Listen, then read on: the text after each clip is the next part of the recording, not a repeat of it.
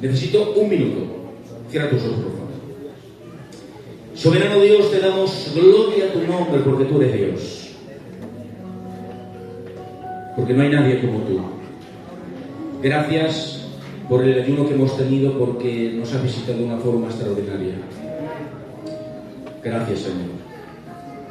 Ahora te ruego, Padre, que tú me tomes siervo pequeño e inútil, pero tú coges lo pequeño para hacer cosas grandes, porque el hombre sin ti no logra nada, pero el hombre contigo, y tú por medio del hombre desbaratarás ejércitos.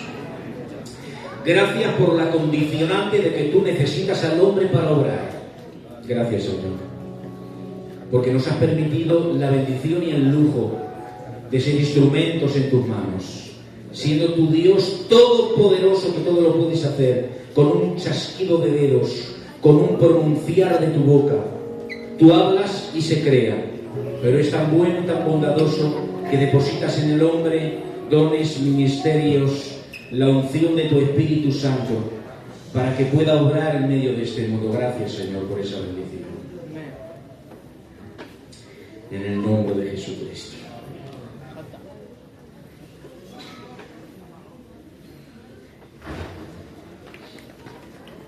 Hechos capítulo 9, verso 10, dice el texto sagrado. Miren, este tema que voy a tratar con ustedes en unos minutos nace exclusivamente de estar investigando la palabra del Señor y estar investigando el libro de Filipenses.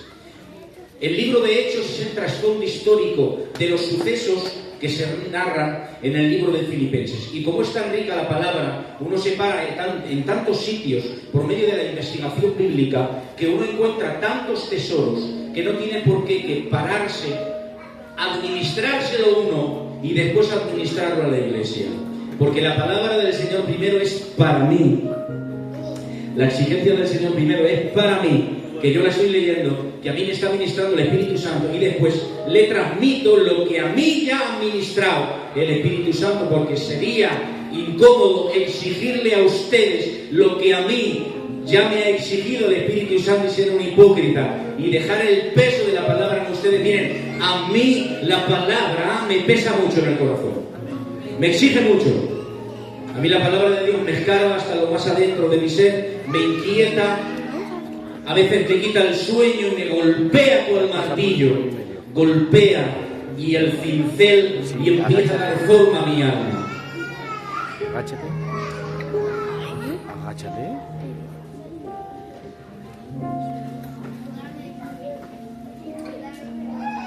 Libro de Hechos, capítulo 9, verso 10. Había entonces en Damasco un discípulo llamado Ananías, a quien el Señor le dijo en visión: Ananías, y él respondió: heme aquí, Señor. Y el Señor le dijo: levántate y ve a la calle que se llama derecha, y busca en casa de Judas, no el de los 12 apóstoles, sino otro que se llamaba Judas, a uno llamado Saulo de Tarso, porque he aquí, frase descomunal, él ora. Y ha visto en visión a un varón llamado Ananías, que entra y le pone las manos encima para que recobre la vista. Entonces Ananías respondió: Señor, he oído de mucho acerca de este hombre. Conversación de Ananías con el Señor.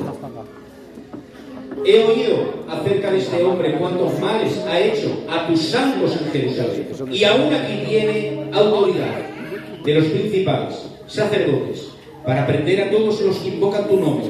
La respuesta del Señor, el Señor le dijo, resolviendo la pregunta de Ananías: ve porque instrumento escogido me es este para llevar mi nombre en presencia de gentiles, de reyes y de los hijos de Israel. Porque yo le mostraré cuánto le es necesario padecer por mi nombre. Fue entonces Ananías y entró en la casa, y poniendo sobre él las manos, dijo: hermano Saulo, preciosa palabra, hermano Saulo, el Señor Jesús, que se te ha aparecido en el camino donde venías. Me ha enviado para que recibas la vista y seas lleno del Espíritu Santo. Y al momento le cayeron de los ojos como escamas y recibió al instante la vista, y levantándose fue bautizado. Amén a la palabra gloriosa del Señor. Tomen asiento, por favor.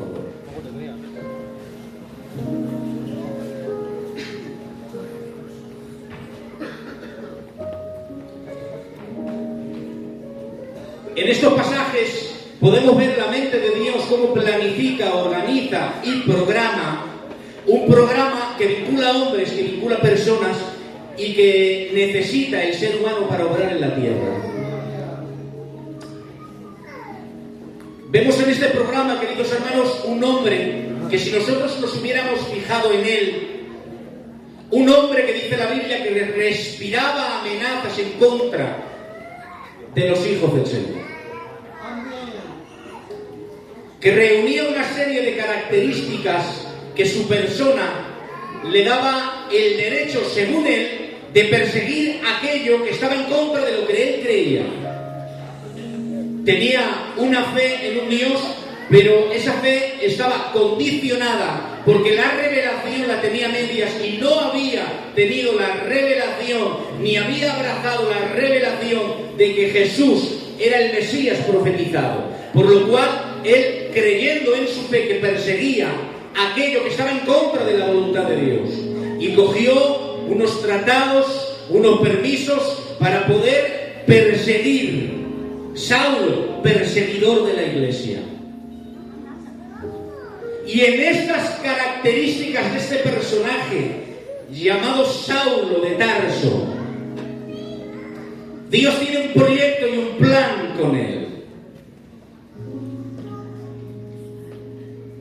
Si hiciéramos un vistazo de cada uno de nosotros, de los condicionantes que le diríamos a Dios diciéndole: papá, ¿qué quieres hacer conmigo? Mira cuántos condicionantes.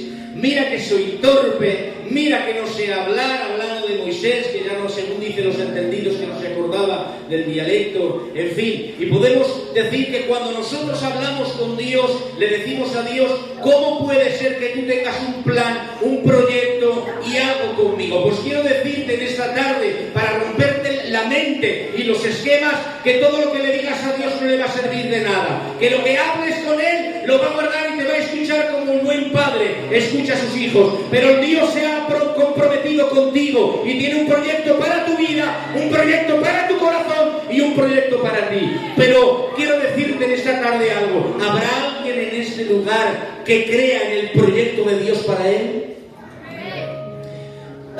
¿O vas a seguir siempre condicionando a Dios? Es que mira mi situación, es que mira lo que estoy pasando, es que mira mis problemas, mis dificultades y mis tropiezos, es que mira mis condicionantes. Pero el Dios de gloria, moviendo los hilos y la operatividad del Espíritu Santo, miren cómo se mueve. Había entonces en Damasco un discípulo llamado Ananías, que el Señor dijo en visión. Ahora Dios tiene una conversación en visión con Ananías. Operaciones múltiples del Espíritu Santo. Una visión que tiene una conversación audible con Ananías. ¿Qué piensas? ¿Que lo ha visto todo de Dios? En la multigracia del Espíritu Santo, Dios se puede mover de muchas formas diferentes y múltiples, porque Dios, en el abanico de sus operaciones del Espíritu Santo, se mueve de manera como Él quiere, cuando quiere y cómo quiere, en favor del propósito de Dios para ti y en favor de llevarte a un lugar de salvación. Ese es el proyecto y el propósito de Dios para tu vida. Empieza a operar de diferentes formas y de diferentes maneras, con tal de que llegues al lugar que Dios quiere para ti.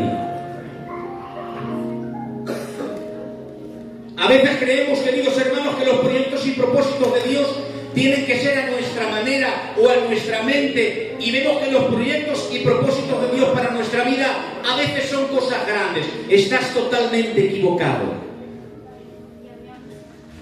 A veces Dios te necesita para echar a la ofrenda. ¿Qué dices, Daniel? A veces Dios te necesita para tocar la puerta de un hermano y darle un abrazo.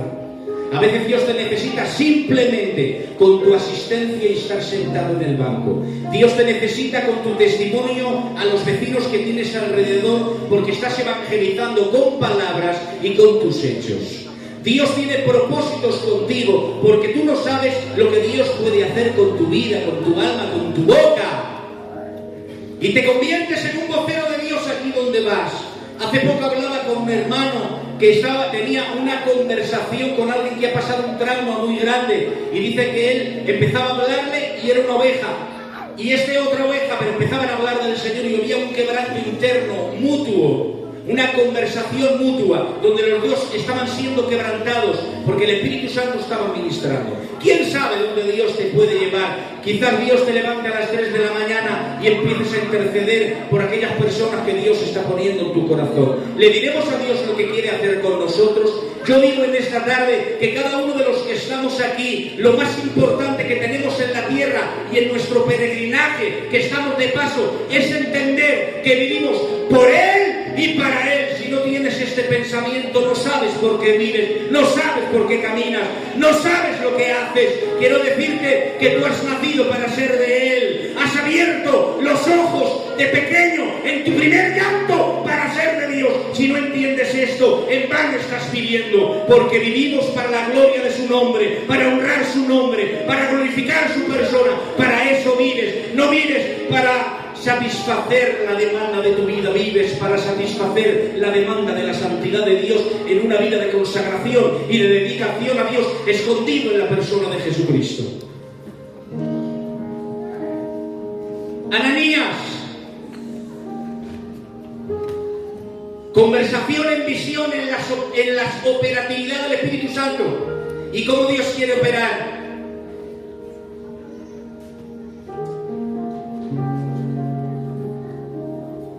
Y Ananías respondió esta frase: heme aquí. Parece una frase sin importancia, pero ¿cuánto encierra esta frase? Decir, heme aquí.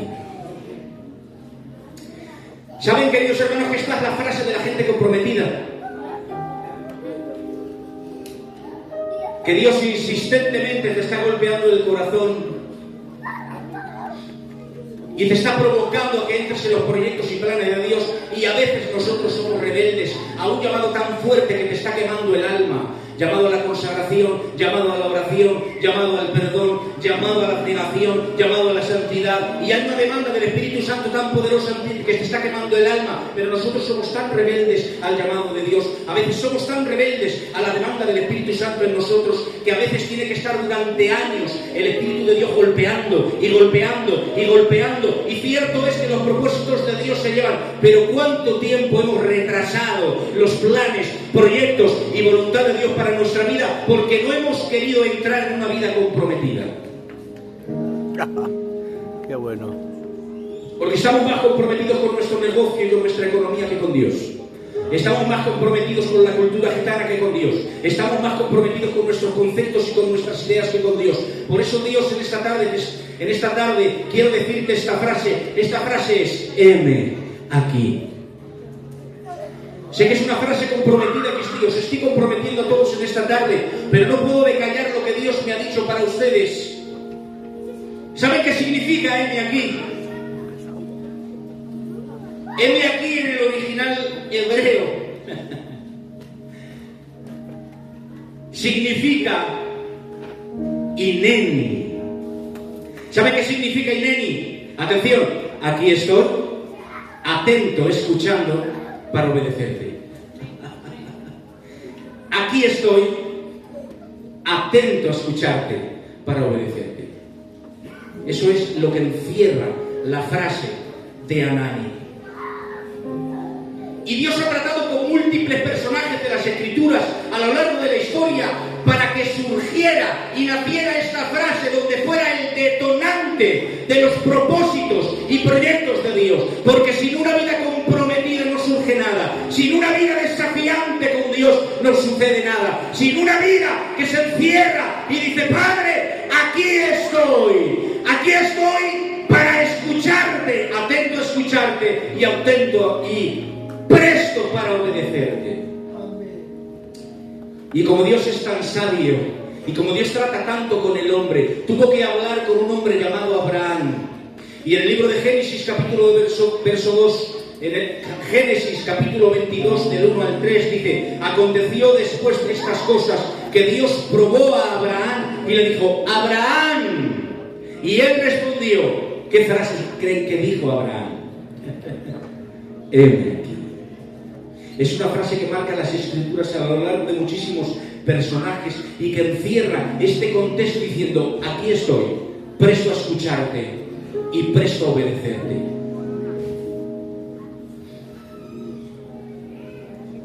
Abraham, que se convierte en el progenitor de los judíos, progenitor biológico de los judíos, que se convierte en el origen del monoteísmo, en un pueblo, queridos hermanos, donde había demasiada idolatría, y Dios tiene que introducir por medio de Abraham el monoteísmo, adorar a un solo Dios, porque era el Dios que se le había revelado a Abraham. Tantos planes y proyectos con Dios en su vida, con una simple palabra comprometida con Dios: heme aquí. No solamente es el progenitor biológico de los judíos, sino que Abraham se convirtió en el padre de la fe para gentiles y para judíos y para toda la historia de la humanidad, como padre de la fe que le creyó a Dios en justicia. Un hombre de Dios con tantos proyectos y propósitos delante de tantos proyectos y propósitos que Dios tenía con él, con una frase sencilla, diciendo: aquí estoy, atento a escucharte, presto a obedecerte. Digan conmigo: aquí estoy, atento a escucharte, presto a obedecerte. ¡Qué rica palabra, Anani! ¡Qué rica su palabra! Y dijo: toma ahora tu hijo. Quédense con esta frase: tu único. Quédese con esta frase: a quien amas. Ve a la tierra de Moriah y tú mismo, quédese con esta frase, sacrifícalo. ¡Ay! ¡Qué frase más cruda, hermanos! En holocausto sobre los montes que yo te diré. Y este llamamiento de parte de Dios obedece al decálogo de Deuteronomio 6:5, donde dice el Señor: amarás a Dios con todo tu corazón, con toda tu alma y con todas tus fuerzas. Dice la palabra del Señor: tu único. ¿Saben que estaba hablando de único? Estaba hablando de quien dependía todas las promesas de Dios para el futuro de Abraham. Dentro de ese niño que iba a sacrificar estaban todas las promesas dadas por Dios, que Dios había depositado en los lomos de Abraham, la descendencia de su prole, las visiones y revelaciones que había tenido con Dios, las conversaciones que Dios había tenido con él. Mira las arenas del mar, mira las estrellas del cielo. Todo estaba depositado sobre este niño y Dios le estaba diciendo: tu único, quien depende de todas las promesas de Dios para el futuro, ofrécelo como sacrificio sobre un altar en una montaña distante. Eso es lo que le estaba diciendo Dios. ¿Y saben de qué está hablando esto? Está hablando de la mente. La mente reside en la identidad. Y aquí el Señor hay una demanda de Dios. Dice: sacrifícame, tu único. Pero hay otra demanda que también defiende el decálogo de Deuteronomio: amarás a Dios con todo tu corazón, con toda tu alma, con todas tus fuerzas. Dice: a quien amas. La demanda de Dios es: sacrifícame lo que amas. ¿Qué te crees? ¿Que Dios te va a demandar tus obras de tu tiempo? ¿Dios te va a demandar las obras de lo que tú tienes? Voy a hacer otra pregunta, voy a cambiar la conversación, la pregunta. ¿Dios se merece las obras? Por eso la demanda de Dios está equilibrada con la demanda de lo que es Él.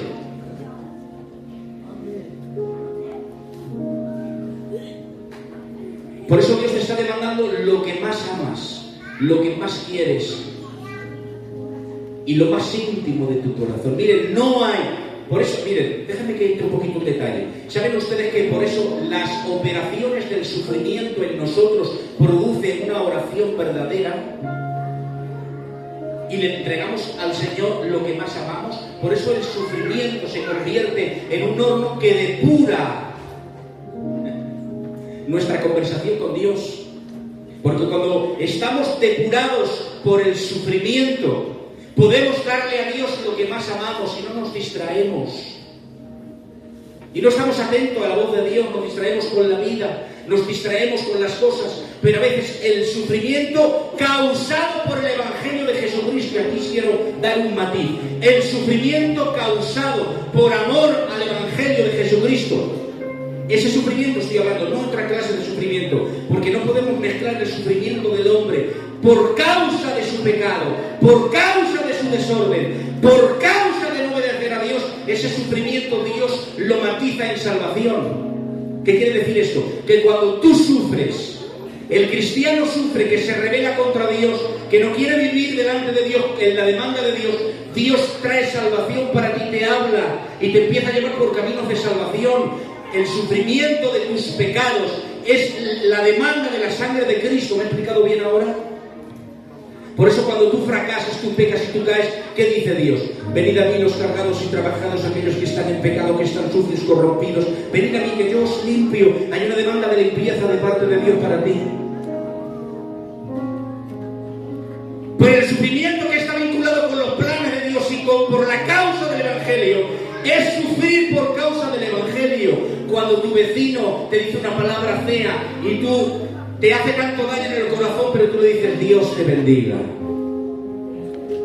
Cuando te están haciendo daño y tú no respondes mal por mal, sino como dice la Biblia, empiezas a bendecirlos y a honrarlos. Eso es vida cristiana. Eso por causa del Evangelio.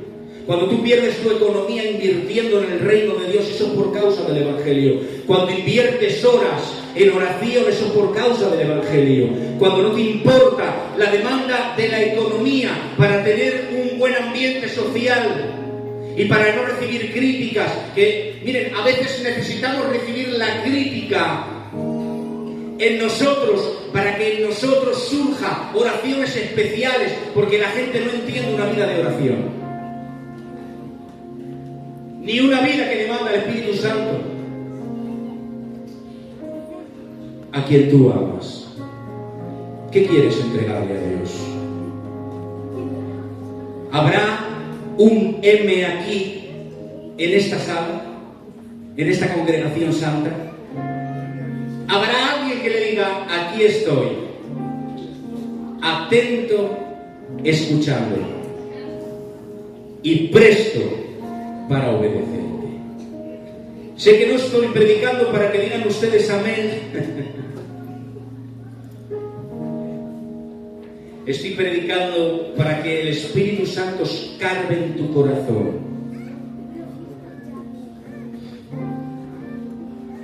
Y en los planes y proyectos de Dios, el Señor le dijo, levántate y ve a la calle que se llama derecha y busca en casa de Judas a uno llamado Saulo de Tarso. ¿Por qué aquí? Atención ahora. El que tiene un encuentro con Dios se produce en sus entrañas una demanda de oración tan gorda que no puede con ella. Aquel que tiene un toque de Dios no puede dejar de orar, dice el texto sagrado. Ves a por él porque él ora.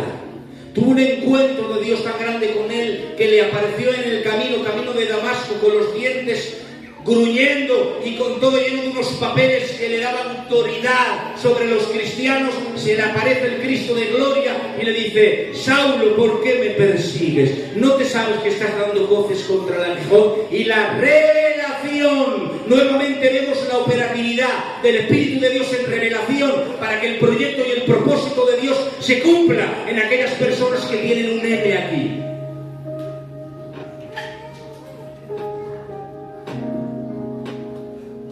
Él ora. Tú oras. Nosotros oramos.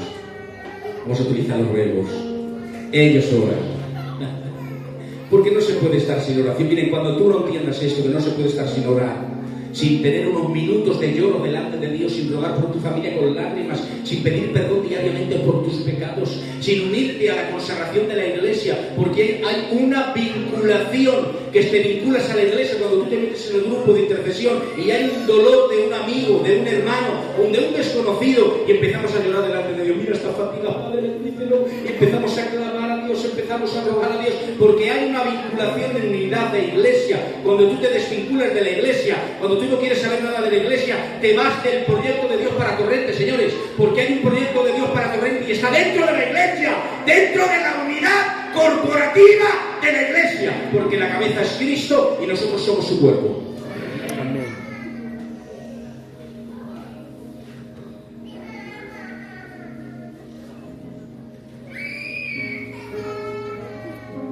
Con esto termino. Me dejo la otra mitad del mensaje para otro día. El Señor le dijo: ve, porque instrumento escogido me es este. ¿Cómo puede ser, Señor, que digas que un hombre que ha visto la muerte del mártir Esteban, puedas decir que instrumento escogido te es? Pero ¿cómo puede ser? Pero esto es normal, que Dios coja a un hombre que está matando cristianos, que Ananías, cuando le dice, ve a orar por él, dice, Señor, en medio de la visión y la conversación con Dios, pero Señor, si este a los santos de Israel ha perseguido, si tiene autoridad eclesial, sacerdotal, para poder perseguirnos y nos puede meter en la cárcel y puede hasta arrebatarnos la vida, pero ¿cómo quieres que vaya donde este hombre? Y ahora el Señor destroza la mente de Ananías, la destroza, y le dice, ve, porque instrumento escogido es este. Miren, esto rompe los esquemas del pensamiento, pero Ananías, ¿saben lo que dijo? Le rompió los esquemas del pensamiento e hizo que hiciera algo que iba en contra de su naturaleza, de su raciocinio. Pero Ananías dijo, heme aquí, atento a escucharte para obedecer tu voz y hacer lo que tú digas y la demanda del Espíritu Santo en mi vida. Porque si no hay un heme aquí, nunca obedecerás lo que Dios demanda, porque vas a razonarlo y vas a justificarte a ti mismo. Déjenme que diga algo para gente mayor. A veces nos justificamos delante de Dios con razonamientos y no obedecemos la demanda de Dios, porque razonamos con Dios. Señor, es que el Espíritu Santo golpearme, y la demanda de Dios ahí, y la llamada a la santidad ahí, y la llamada a la vida de comunión con Dios ahí, y tú diciendo, no, es que Señor, estoy razonando contigo, es que Pablo persigue, Pablo mata, es que Pablo, pero no es, dice el Señor, instrumento escogido es este. Vino la revelación y él entendió, porque tenía comunión con Dios, porque nadie puede escuchar la voz de Dios audiblemente si no tiene comunión con Él, porque Ananías, en unos capítulos más atrás, tenía el apoyo de la iglesia de Iconio y de la iglesia que estaba al lado, de dos pueblos que estaban al lado, tenía el apoyo y hablaban bien de Él, diciendo, Ananías, un siervo del Señor, discípulo verdadero, porque amaba y tenía relación con el Señor.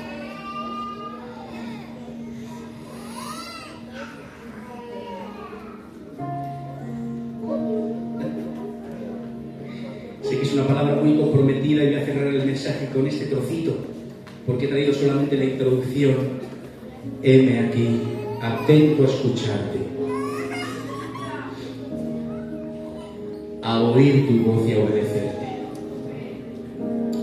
Miren, yo en esta tarde me gustaría que la gente se comprometiera con un heme aquí, pero no conmigo porque yo te lo diga, sino porque le digas a Dios, Señor.